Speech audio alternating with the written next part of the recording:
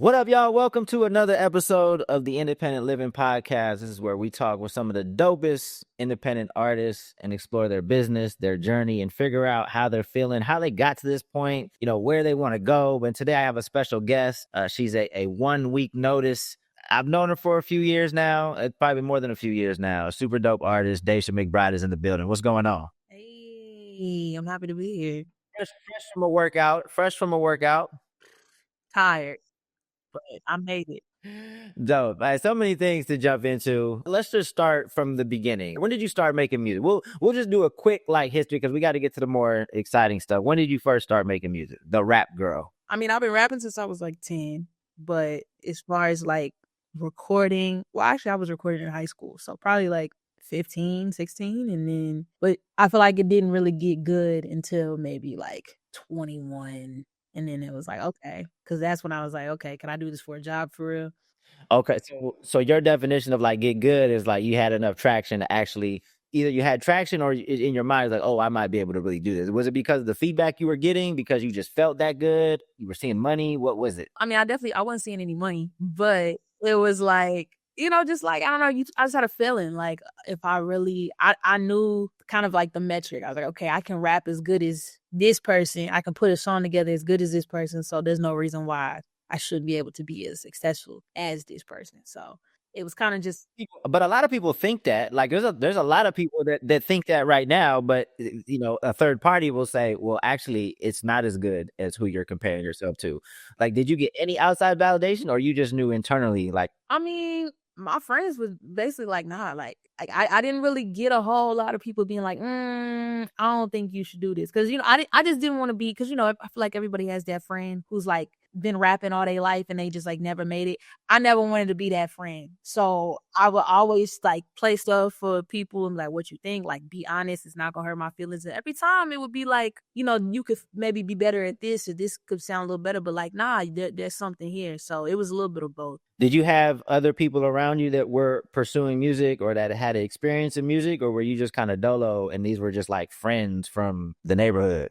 For a long time, it was just me. And then when I went to college, I majored in music. So then that put me in a world of a bunch of people who were just doing the same thing. And then I kind of built like a community, from there. And so then it was like, okay, I got friends who are at the same, level as me. And then, through the years, we've just been all kind of growing together. So it's been cool. What role did college play in your experience? What do you feel like it was an important part of your growth? It was important for you to go to college? What's your review on that? Yeah, I didn't want to go, but my parents kind of was like, you can't just graduate high school and just become a rapper. Like that wasn't a plan to them. So for me, that was my way of finessing. I was like, let me major in music business. One, so I can get them off my back. And then two, because I didn't know anything about the music industry. And I just didn't want to be one of them people who got caught up in like a crazy deal or like, just like, I'm like, if this is what I want to do, I want to know how it works. So it definitely played a big role because it gave me that kind of like, as soon as I got out of college, it was like I would be in these rooms and I think people would think that I wasn't understanding what they were saying. But I was actually very like, no, I'm here with you. Like we could talk about the different kind of pub deals. We can talk about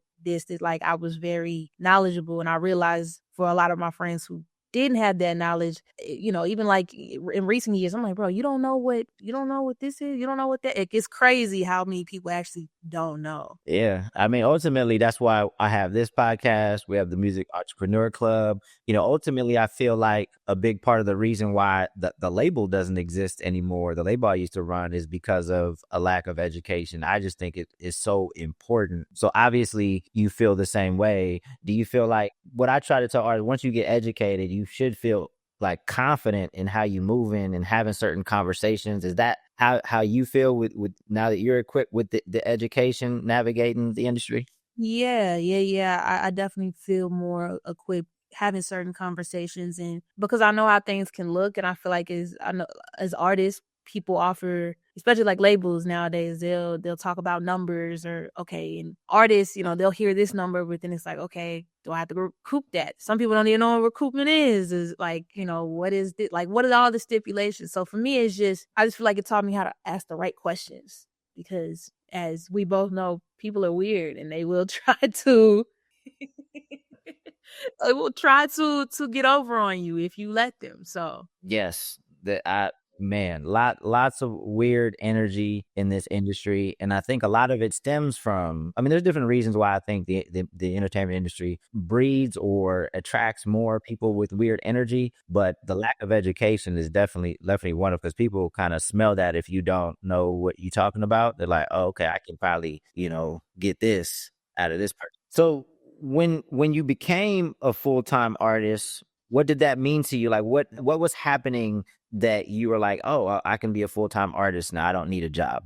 Honestly, I was really irresponsible about it, if I'm being honest. I was working at a job. I was actually working at an elementary school, and like it was cool because I like kids, but it was just that was a lot of energy. And then I'd be leaving the school, and then I'd be at the studio all night, and then I'd have to get back up in the morning and go back to the school, and I was drained. And so for me, it was more of a place for like, yo, my mental health is like not in a great place, and I feel like I can't make music or can't give music the time I want to because I'm trying to survive and pay my bills. And so I don't know, I felt it in my soul, and I quit. And I was just like, I'm gonna just figure it out. I think I maybe had like 2 months rent in my bank account. Like I didn't really have much of a plan. And this was in 2019. This was in like summer 2019. So then by the time I finally did figure out a plan, COVID hit. So for me, but like I just figured it out. It was a lot of driving for Uber Eats. It was a lot of odd jobs, like literally month to month, trying to just make sure my rent was paid. So probably could have done it a more responsible way and kept the job. But for me, it was just like I feel like I couldn't do both. Because I just interviewed Jay Zach, another 1 week notice alum, and he was more measured, right? Like he was working and doing his music, and then when his music got to a certain point that allowed him to kind of, you just said fuck it and jumped off the cliff. Yeah, yeah, yeah, yeah. One of my favorite quotes is by a man named Ray Bradbury, and he says, "Sometimes you got to jump off the cliff and grow wings on the way down." I live by that, so that's kind of what I did essentially. You can't tell me it was just a feeling. You had to have seen some traction on social, some kind of traction on Spotify to give you a little validation that you weren't just completely delusional. Think what I had going on at that time. I think I actually went to LA for the first time. And I think LA will just make you feel like sometimes like first time it just you see all the stuff and be like, yeah, that's the life I want to. So I think it was like I went to LA. Felt really good about the music I was making at the time. It was just, but it really was just a feeling. Like, I mean, I don't even know what my social media looked like. My numbers probably weren't crazy, but that's kind of how I live my life. Like, I feel like I just get these strong feelings, and some people can call it God, the universe, whatever, and that's just kind of how I move. I just go off of feelings, and I've always been like that. So you've branded yourself as the rap girl. Obviously, you get to the raps. Is that something? Because I know that in the coming months, you're going to be releasing something that's more popish, and you've done inching in other genres. Do you still kind of stake claim to that name? Are you trying to veer away? How are you feeling about the rap girl right now? I mean, I feel like I'm always gonna be the rap girl. Like, okay. I think at the core, I'm a rapper, but I also don't shy away from the fact that I'm a rapper who was not raised on hip hop necessarily. Like I was raised listening to a lot of country music and rock and pop, just because of the part of Tennessee I'm from, there wasn't a whole lot of rap. So it was like I didn't really discover rap till I was like a teenager pretty much. And so I think I always used to feel weird because I'm like, okay, I'll get in the car. People, they're super surprised when they get in the car and they hear what I put on, because they're like, this is not what I expected. Like, I'm going to hit you with something that you probably don't expect. And for me, it's like I really do appreciate those genres, and they also feel like a part of me. So I think to circle it all back, I'm definitely still the rap girl, but I think that I'm the rap girl who has a lot of different, I don't know, just like ears and talents, and I want to show that off. And I feel like what I like about my fans and my community that I've built, they just rock with me kind of regardless. Like, because if you listen to all my projects, they all kind of have a little bit of a different sound, and it's just me, just like I just make music. And then, but for me, it normally does feel rap centered, but yeah, there's gonna be some stuff that's not rap centered, but I'm excited about that too. What I always tell people, like, your music sounds better to people that like you. And you said that people embrace you because they rock with you, and obviously a lot of that is through the music and the messages through your music. But I would imagine that that next level connection comes from, how you interact on social media. Is there something that you do on social media that allows people to get to know you a little better beyond the music? Is there an approach or anything that you do? I think I'm just super intentional about being myself. Like, I feel like I have a lot of artist friends who feel like their socials have to be super polished and like everything. And I feel like every time I try to do something super, super polished or that kind of feels a little bit more staged, or not like staged, but just like, I don't know. I feel like those posts or whatever, it just never resonate. It never does well for me. And so for me, it's always the content where I'm just like, let me just set my phone in front of myself and talk or rap or do whatever. That always does the best. And then I think I'm also super just intentional about talking to people. Like, if you go to my post, I try to reply to every comment, even if it's 400 comments. I'm still trying every day. It's like I take time to reply to comments, reply to DMs. Like, I think I'm actually trying to build relationships with people and just not seem like, oh, I don't really care, because I am independent. And I do remember those days where I would get 100 streams and be like, 100 people listen to me today. Like, and now things look a lot different. So I think I still had that same kind of just awareness and gratefulness, because I'm like, you didn't have to post this today, but you did. So thank you for real. So Yeah, it's what you just talked about is so important. If I'm not mistaken, you just hit 300,000 on Instagram, right? yeah, crazy. And to hear that you still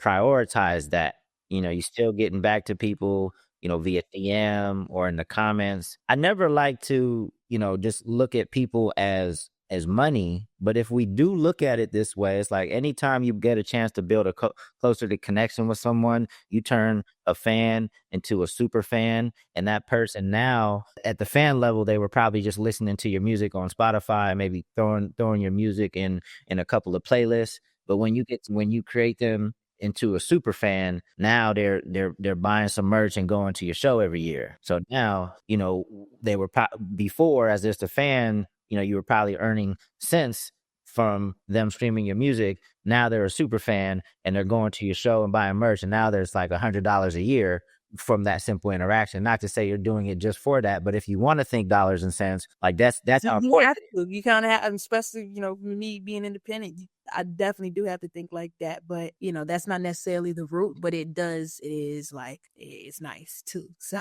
You were put on my radar prior to 1 week notice. I reached out to you. You did the 1 week notice, killed it. I think, all you guys killed the 1 week notice project. Do you still keep in touch with anybody from the project? I feel like I still interact with pretty much everybody. Like, I know everybody's kind of like done their own thing over the years, but like, I still show love to everybody on socials. Like I did a show in LA last year. I think Jalen pulled up. Like, I still keep in track with Doe. He still sends me tracks to get on. We ain't got one in yet. It was just probably my fault, because he always sends it at a time where I'm trying to finish up like 1,000,000 records. But like, I think it's more just love on socials, but I'm rooting for everybody, because it's cool to see how everybody's kind of gone in their different directions now. So it's been cool to see. No, it's good to hear that, at least the support on socials is still there, and you guys kind of keeping up with, what you guys are doing. If I was to be completely honest, I mean, people have gone off and done some cool things. I feel like you have had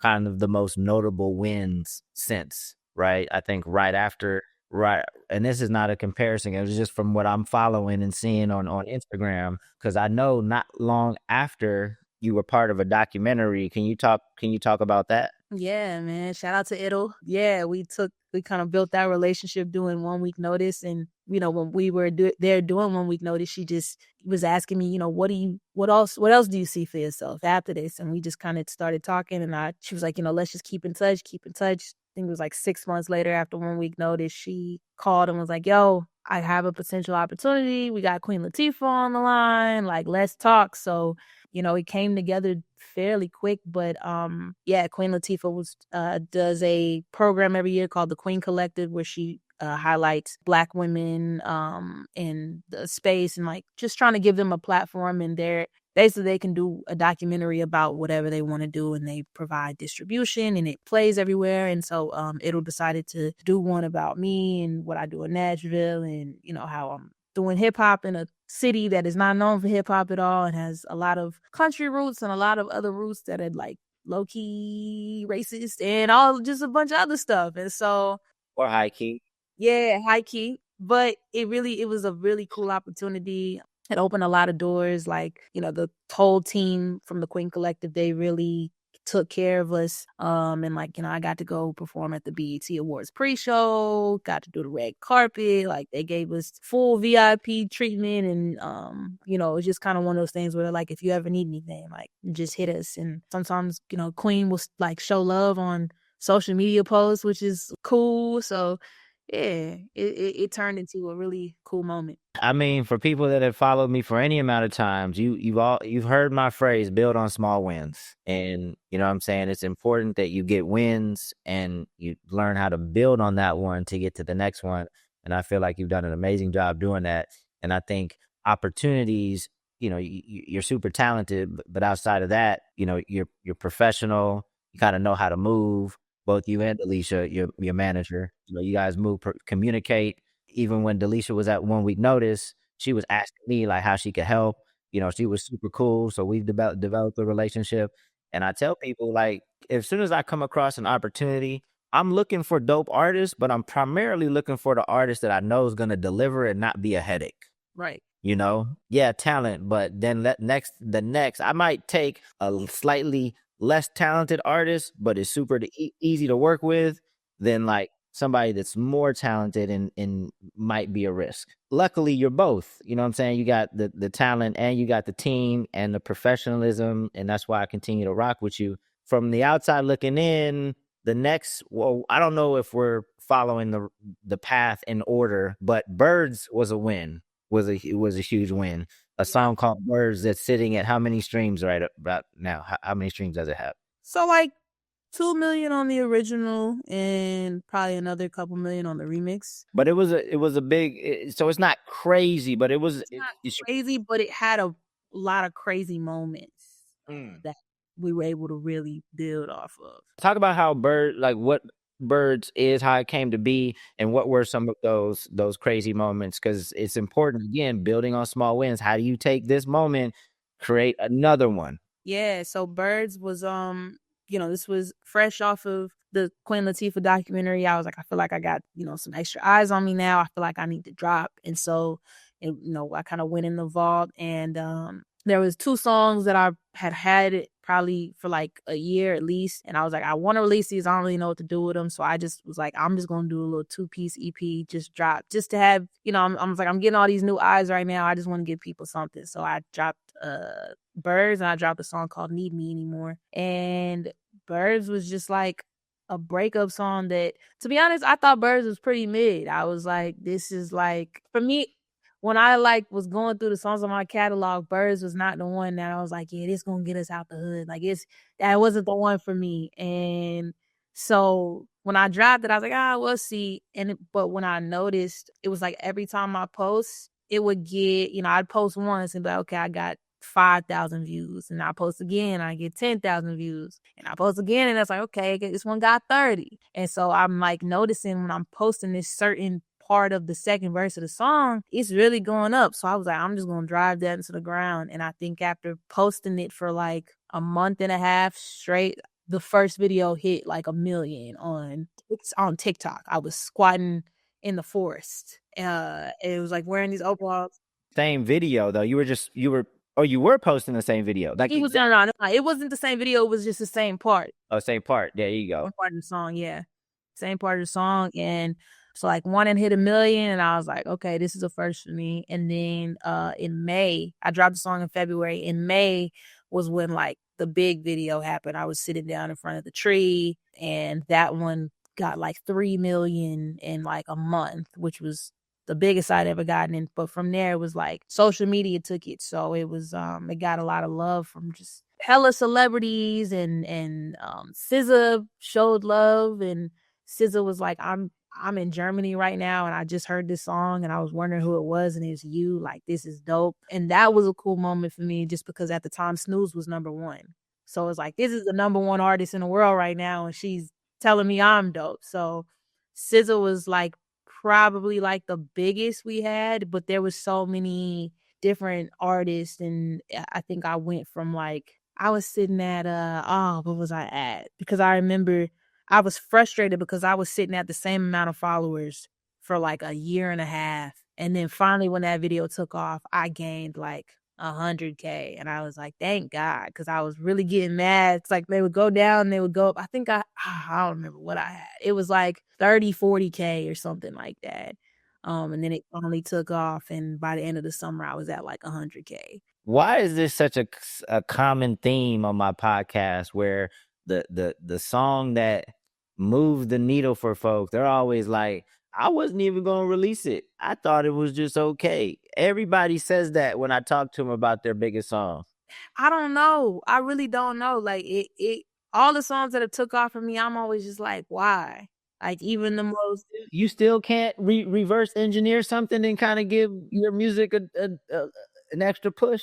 Now I see why. Like, because I straight up was like, what is, because that song was relatable. Like, it was a breakup song, you know what I'm saying, which we've heard a million of those, but a lot of people, they were just, I was getting a lot of messages like, we've never heard somebody describe the way I'm feeling so accurately. And that's what I think people just immediately was just like, I feel this. And then saying this shit for the birds, that's, you know, that's a phrase I just like grew up hearing. So for me, I was like, like, is this corny or does this work? But it worked. And so yeah. And then you ultimately got Black on the remix. How did that happen?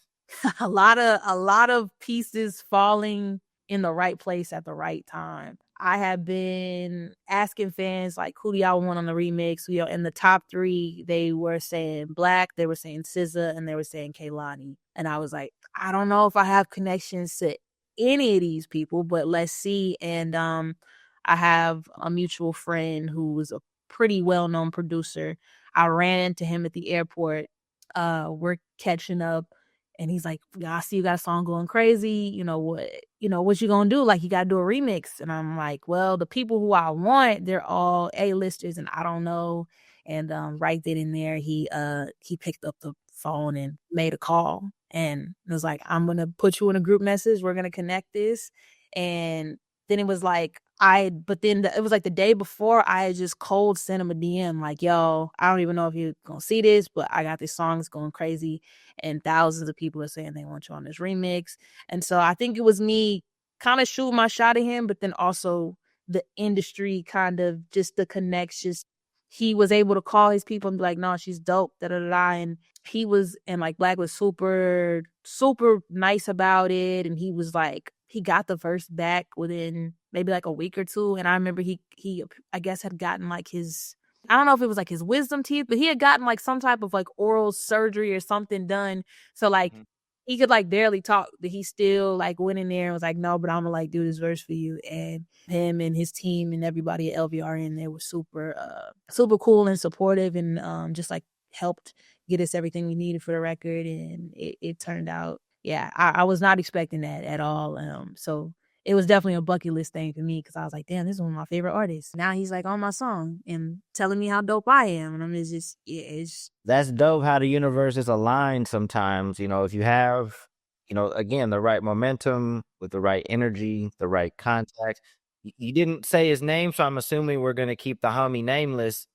But shout out to the cat. Shout out to the homie. I'll text it to you afterwards, but yeah, I don't want to blow him up or nothing. But he's, hey, sometimes you got to show him love. I mean, I respect it, but I showed him love for sure. You could probably go back on the post. I think I might have tagged him. It's like, didn't told him thank you. So yeah, man, the network in this industry is everything. So, and I know you've probably had, just for the sake of time, I know you've had wins in between that, but the more recent one that I saw was a collaboration with, it's a duo, Crash Adams, right? It's a pop duo. Yep, pop duo. Yeah, they're from Canada, but they're based in LA. And they're huge. Yeah. So what, you got to tell us that story. Like, how did that? Yeah, I had seen them do a bunch of videos with people, and I happened to be in LA, so I had just sent them a cold DM, just being like, "Yo, I see y'all go asking people if they can rap. I can rap. like, I'm gonna be in LA. I don't know how y'all do this, but like, I'm down to do it. And so they were real cool. They were like, yeah, like pull up, we'll figure it out. So pulled up and they basically explained like, okay, here's how it's gonna go. And then they played me the track and they're like, you'll just like freestyle over this, da da da da. And so like the whole like walking up thing, da da da, that might have been a little more curated, but I really like they have like the mic has like a wireless receiver on it, so it's like I really did just like rap it in front of like a crowd of people on Hollywood Boulevard, and I thought it was cool, but the crazy thing is we did that back in like I think it was like June or July, and they were like, yeah, we're gonna drop this, probably within the next week or so. And I think they ended up going on tour, so they didn't drop the video. So I had forgotten about it. And then it was like a couple days before Thanksgiving, they hit me and was like, yo, sorry, we gonna post this now. And I was like, oh, okay, cool. And they posted it on their backup page. And yeah, I think the video before they had gotten Victoria Justice on there and she had hit 40 million. And I think my video, if I'm not mistaken, I think is the biggest one they've ever had. And I think it was over like 100 million. Sheesh. On their backup page? On their backup page.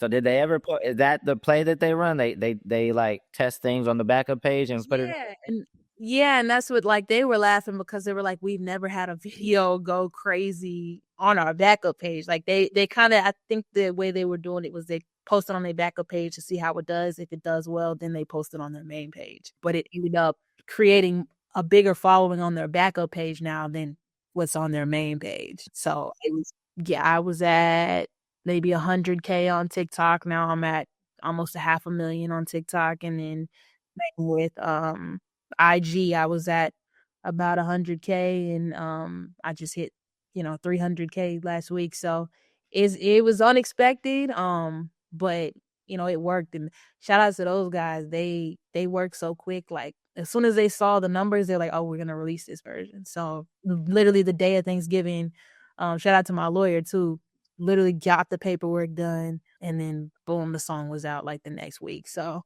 yeah, it took off.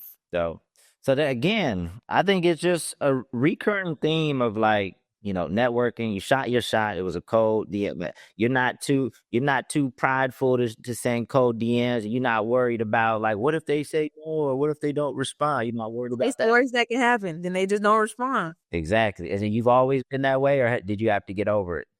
I've always been that way. I've always just been like, that's when I think about stuff like that, I just look at the situation like if they don't respond, then they just don't respond. But then if they do, then you might have something. And so I'm always just like, just try it. I'm almost positive I reached out to you in a cold DM to do 1 week notice, like, and you responded. So please check your DMs. Make sure you DMs. But I think it's also like timing, right? Like they probably saw the blue check initially, and they saw you had some traction. They probably looked at the engagement on your page, and that helps people. People are looking at your page of whether or not they should respond. So you can't have like nothing on your page. It doesn't represent. Yeah, I'm not one of those artists I think that will ever just like let me clear off my Instagram completely. Like I leave everything up there because I'm like, nah, I want y'all to see when I was get nothing to where I am now. Like I leave it up for a reason. So Yeah, I love that. I tell the story all the time with like Funk Volume in the Facebook page. Like you can go when it did exist, like you could go all the way back and you could just see how like the graphics got better over time, the videos got better over time, like the mixing, like everything just gets better over time. It's dope that and then you can repurpose that old content, compare it to the new, show it, that's all great content. People want to see that. You can't be shy or self-conscious about that. So, all right. So we got just a little bit more time. Let's jump into, I always ask this question with artists so that people, cause I tell people all the time, like people have different business models for music, right? Like for some artists, like touring is their main income generator. For others, it's streaming. So I would never ask you how much money you make, but just percentage wise, like how does your business break down? Streaming, merch, touring, publishing. Like what's number one through five, or 1 through 3 at least, like from biggest to the smallest? My number one income generator, probably since I've quit my job in 2019, has definitely been sync. Yeah, I have an admin publishing deal, and part of my publishing deal is they have a great sync department. So I've been getting syncs in TV shows, movies, commercials, all the things since 2019. And I think a lot of artists there, they don't know how to feel about sync because sometimes it can come off corny, or this doesn't fit my brand or whatever, da da da. But like sync was a game changer for me. Like sync is why my rent has been paid, and I don't have to worry about where my rent is gonna come from for the next year or two, because sync has got me covered. So sync is the majority for sure. But then of course there's shows, merch is probably next. And then I guess I can say streams after that. So that's probably, and then I'm trying to think where, and then I'm sure there's like miscellaneous things after that just kind of bring. That's dope. I think you might be the first person that said sync as number one. I remember Guap being on here. He told me brand partnerships were number Still one. haven't got any of those. I'm on the hunt for some. So if you know any, we know. To be honest with you, I would say that the most common number one is streaming for the folks that have been on here, at least. But I think it's important to hear that people have different business models, and it's important to collect everywhere you can. So you're ramping up for a new project that you said is going to come out in July. Can you give us a preview of like what inspired this, what we can expect, sound? So sound wise, you can expect a little bit of everything. Some good raps on there, but then there's also some bops, like pop. I feel like it's kind of a mix of pop and hip hop, almost to an extreme. But I think the cool thing about it is it still feels like me. But yeah, it's 6 songs. The first single will be out in May. It's just summer. Like the whole thing is summer themed. Like it's coming out probably on the 4th of July. That was not planned. It's just the 4th of July happened to be the first Friday in July. So whatever date that was when it was going to come out. So it'll drop, when summer is in full swing. And just because I feel like these tracks are going to just like do well when it's warm and people are outside and having fun or doing whatever. So that's kind of the direction it goes in, but it's a lot of different vibes, but I think you'll dig it. Knowing that sync is kind of the number one revenue driver for you, when you're making music, are you thinking like, is this syncable? And then if so, what does that mean in the creation process? Well, it definitely makes me think about records differently, but for me, I honestly separate the two, if I'm being honest. Like if a song that I make that's like a Daisha song happens to get synced, because that they do, then that's cool. But I kind of split up my time to where it's like 2 days of the week I'm recording for sync, and then 3 days of the week I'm recording for me. But then sometimes I'll have a song where it's like, okay, I was making this for sync, but it kind of slaps. So let me make it a little more me, and then it works. And actually, like one of the joints that's on the EP started out like that. So I'm sure people, once you hear sing, because people want those bigger checks. You say you make some music for sing, some music for yourself.